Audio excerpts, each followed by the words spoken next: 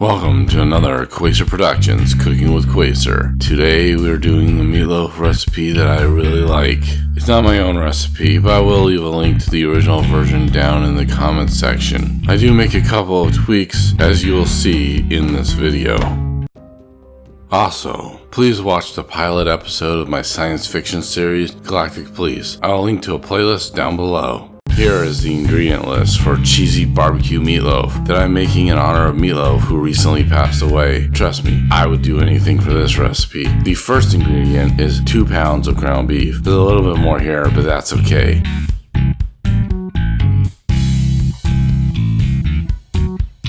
I also upped the eggs from 2 to 3. We also have a cup of breadcrumbs. The recipe calls for 2 cups of shredded cheddar cheese. You might notice I have a 1 pound block of cheddar cheese. This is because I like to have cheese cubes. The shredded cheese just tends to disappear. As where with cubes, you get chunks of cheese in the meatloaf. As I said before, there are 3 eggs instead of 2 and 1 large sweet onion. It also calls for 1 cup of barbecue sauce, but as you see, I have half a cup here. This is because you only put half a cup in it. The other half is used for spreading on it. It has 1 teaspoon of Worcestershire sauce. The recipe also calls for 3/4 a teaspoon of salt and half a teaspoon of pepper. I just put it in half a teaspoon of salt since someone at my house doesn't like a lot of salt. That is the nice thing about making it yourself. You can adjust the ingredients to your liking. Preheat your oven to 350 degrees Fahrenheit on bake. Now let's cut some onions. Since I like to mulch my food waste, I have this container here. This doesn't qualify as an easy recipe like my last video. That is why this video is labeled Good Cooking. In the last video I was talking about stuck-up cooks. What I meant was those who put their noses up at cooks who use quick foods.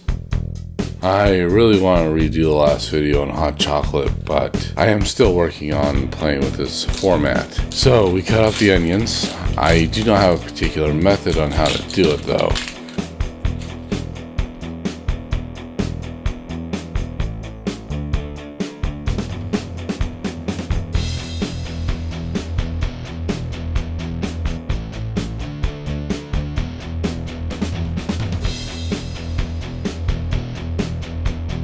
Here is 1 whole onion. Get a pan and add a little bit of oil.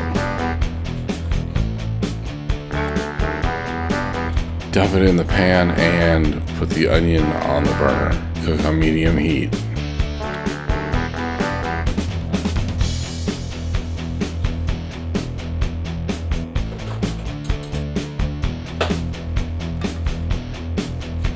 Now let us get a block of cheese, cut them into big pieces. As I said before, this recipe calls for shredded cheese, is where I'm here using a block of cheese. Usually I just go with the shredded cheese as it's easier, but in this case, the shredded cheese tends to disappear into the meatloaf, as where this will give you pockets of cheese in your loaf. I actually think I was cutting it a little too big here. I should have sliced cheese down the center first.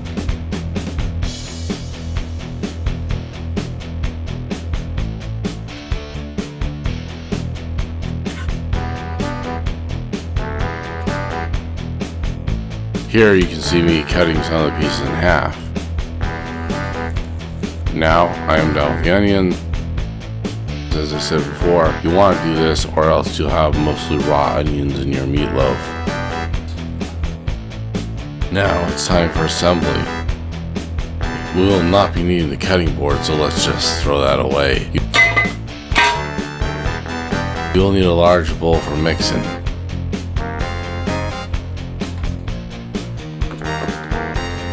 First, our meat, break it up. Make sure you wash your hands for this part, of course. You could wear gloves, but I'm not gonna wear gloves. Next, we add our 1 cup of breadcrumbs.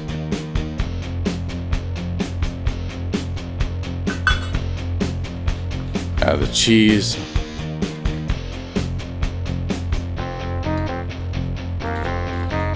Now we need to get our eggs out of the shell. Like I said, the recipe calls for 2 eggs, but I'm using 3.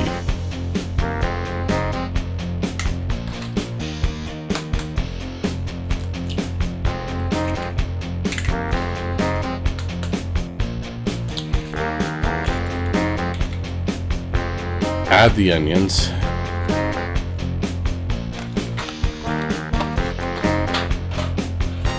And half a cup of barbecue sauce.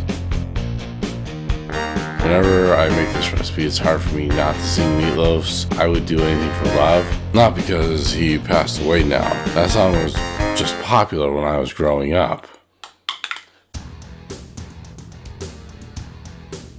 I was too young to be into his music in the 70s.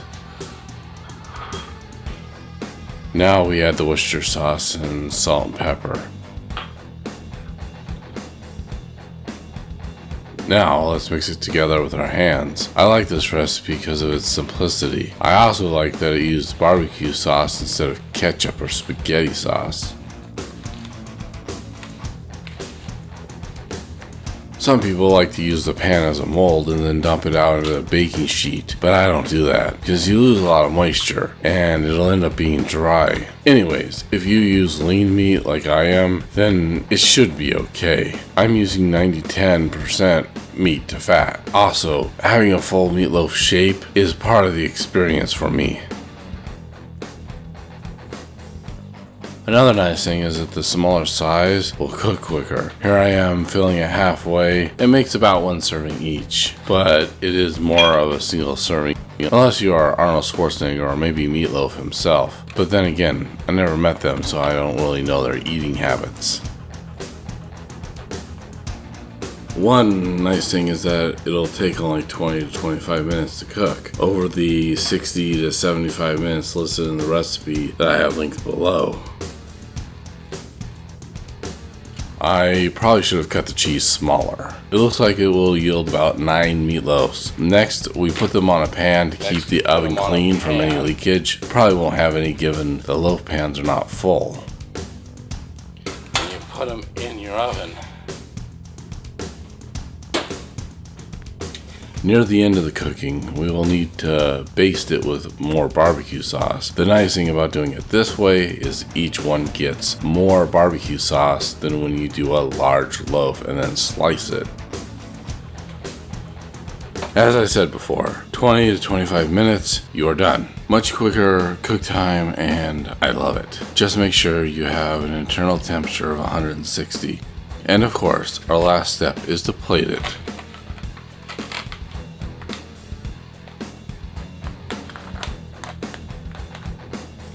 Unfortunately, it didn't come out as one piece, but even like this, it's better than sliced.